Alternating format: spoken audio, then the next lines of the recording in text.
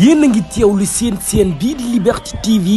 xibaar yi wóor te gaaw ci tàng-tàng bi ñu ngi lay ñaan nga daal di abonné wu te activer cloche de notification yi vidéo bu dëggu nga bokk ci ñu koy njëkk a am. doy waar lool ba ku ko dégg sax doo ko mën a gëm waaye nag dëgg la li ñu mel nag mu ngi xewee fi nga xam ne kon moom moo di ci capitalu Saloum diwaanu Kaolack Ndangaan benn waay boo xam ne nee nañu kon borom ñaari tur la woon moo génn àdduna ay mbokkam gàddu woon ko yóbbu ko ci dëkk bu sell ba la di Touba nag ngir jébal ko fa boromam ñu daal di leen koy kantal gannaaw ga la ñu ko delloosiwaat nag ci Kaolack Ndangaan gi mu xam ne fi la fekk baax daal di koy denc nag ci armeelu jullit yi nekk ci Léona Niassène ba ko ndaw ñu yégee nag ci la ñu fupp nag daal di jubali armeel ya nag julli néew bi teg ko ci kaw tali bi daal di koy lakk ba mu jeex tàkk muy image yi nga xam ne yéen a ngi jàkkaarloo ko moom xewee fi nga xam ne kon moo di ci Kaolack Ndangaan benn waay boo xamante ni kon nee nañu borom ñaari tur la woon moom moo génne àdduna kon ñu daal di koy suul nag ci armée di jullit yi nekk ci Léona Niassène ndaw ñu takku ñoom ñëpp kon génn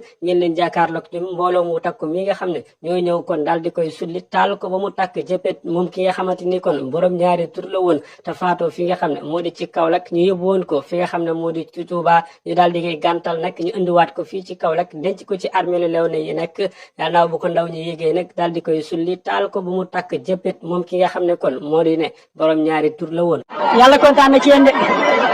ab góor jigéen lañ suloon ci armeelu fii Léona Niassène armeelu Léona yi lañ suloon doon góor jigéen bu dëkk Ndangaan moo ngi nii ñuy taal mu ngi nii en direct maa ngi nii ci armeel yi mu ngi nii ñu koy taal. yéen a ngi teewlu seen bii di Liberté TV xibaar yi wóor te gaaw ci tàng-tàng bi ñu ngi lay ñaan nga daal di abonné wu te activer cloche de notification yi vidéo bu dëggu nga bokk ci ñu koy njëkk a am.